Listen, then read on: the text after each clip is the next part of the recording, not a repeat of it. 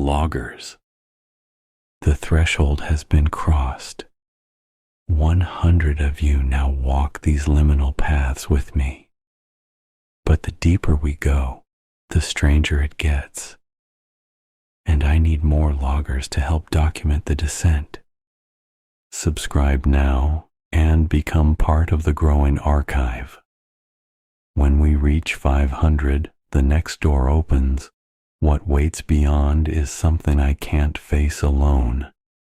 Join the logs. Stay aware. Stay afraid.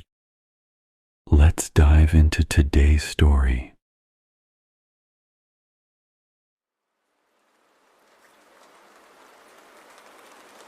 You ever feel like someone's replacing the person you love right in front of you, but doing it slow enough that no one else notices? Her name's Gina. She was the best thing that ever happened to me.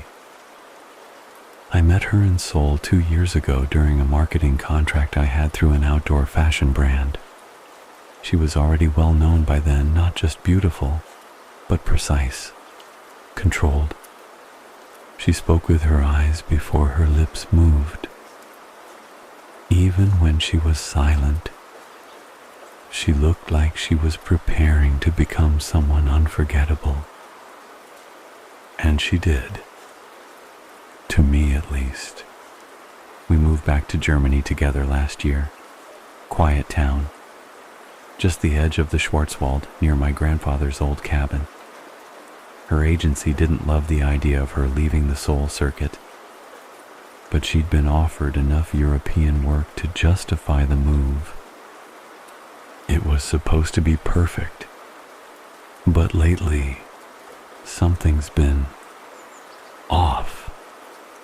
It started with the garden. I'd been working on a little row of tomatoes out back. Some herbs, too. Never cared much for gardening before, but the quiet here got to me. You start growing things when there's too much silence between days. Then the crow came. Big, jet black, blue eyes, not dull sky blue, but sharp, glowing, almost metallic. I'd never seen a bird like that before. It kept stealing from the plants, not just pecking, but taking. Whole baby tomatoes gone. Basil snapped clean off the stem, always in the early mornings, never loud, just watching. I started calling it Dare Deeb, the thief. Gina laughed at the name the first time I said it, but she didn't laugh much after that. Not at anything. A few weeks ago, she started sleeping differently. I mean, not really sleeping. She'd lay in bed with me, completely still, not moving, not dreaming. Just eyes half open, sometimes smiling, sometimes whispering things in Korean I couldn't quite hear. I asked her once what she was saying. She didn't answer, just kept staring past me toward the window. She started getting more distant during the day, turning down modeling jobs, ignoring messages from her sister. At first I thought it was burnout. Then I thought maybe she was homesick, but she never mentioned Korea anymore. She barely mentioned anything, except at night. At night she was warm again. Too warm, over-affectionate, obsessive even, like she needed me to be touching her at all times. One night she woke up sobbing and grabbed my face in both hands and said, "Don't go back to your parents. Don't leave me like they did. Promise me you'll never go back." I never told her I was planning to visit them next month. The weirdest part? She started smelling like something sweet. Not perfume. Something natural, like crushed flowers and dust. And I swear it would be strongest after she spent time in the garden at night. I caught her out there once, barefoot in her slip, just standing in the dirt, swaying. Then came last night. I couldn't sleep. My head was spinning. I felt itchy, irritated, anxious in a way I couldn't place, like something was wrong with the air itself. I looked out our bedroom window, and I saw her. Gina, not in bed, not on the couch, outside, in the middle of the garden, standing under the old iron tree lamp, with someone else. He was tall, pale, wearing black. I couldn't see his face. It was turned down, like he was whispering something directly into her ear. His hand was touching her cheek. She wasn't moving, just nodding over and over. Behind them, perched on the wooden fence, was the crow. Those same metallic blue eyes glinting in the dark. I stood there frozen, watching. And that's when Gina turned toward me. Not toward the house, directly at me. Straight into the window.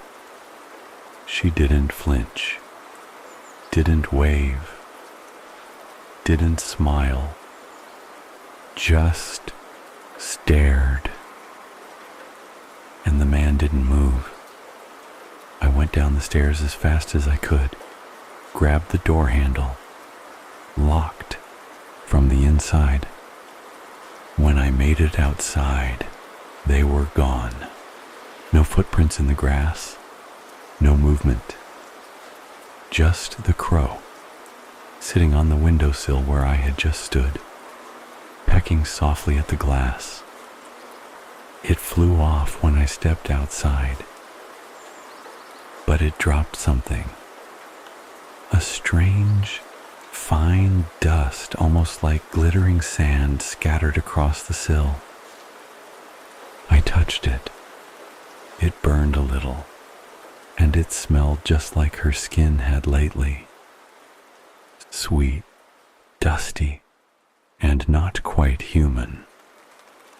She didn't come home that night. I waited until dawn, sat on the couch wrapped in a blanket, still in the same clothes I'd run outside in. The crow never came back. Not that morning, and neither did she. When the sun broke over the treetops, I found her in the bedroom, standing in front of the mirror, brushing her hair like nothing had happened. No mention of the garden, no mention of the man. She smiled when she saw me and said, "You look tired." After that, things got worse fast.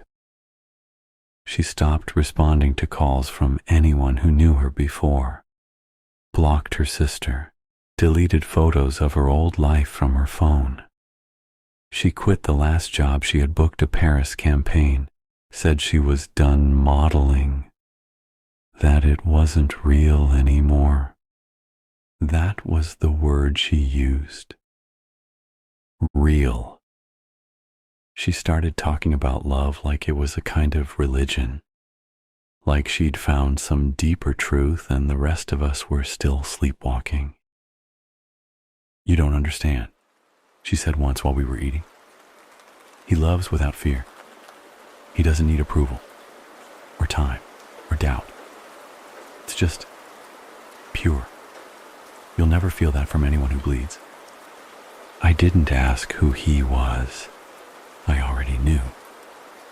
The crow came back 3 days in a row. It didn't land in the garden this time. It came to the window, scratching, staring, always when I was alone. The eyes weren't just blue now. They glowed like cold flame behind glass. I threw a shoe at it once and it didn't flinch. Just looked at me like it knew I wasn't gonna do anything. And it was right, because I was starting to feel like I was the one losing her, not to another man, to to something older.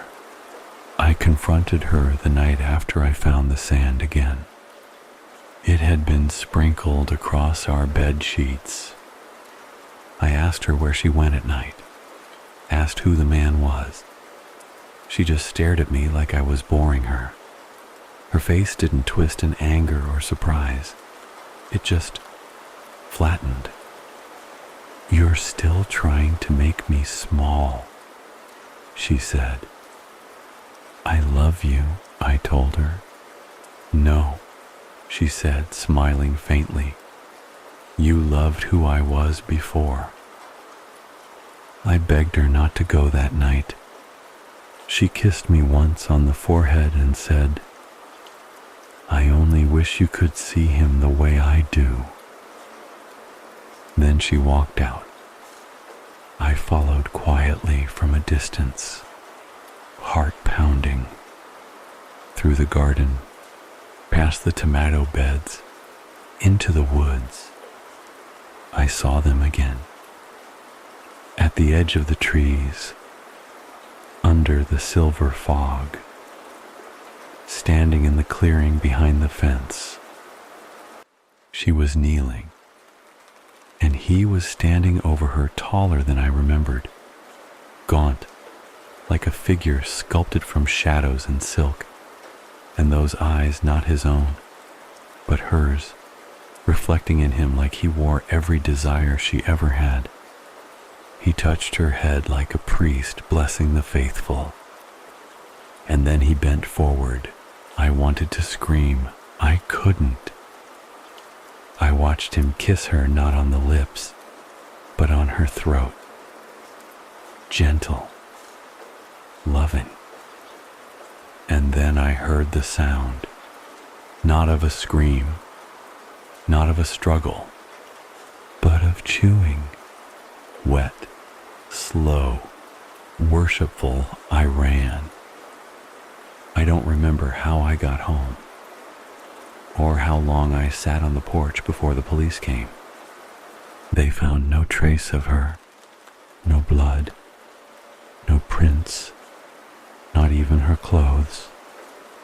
Just a small pile of glittering sand in the shape of a heart. It's been 4 weeks. They say she ran away, that she was unstable. But I know what I saw. And I know what I still see every morning. A black crow with burning blue eyes perched on the post outside our fence, watching, waiting.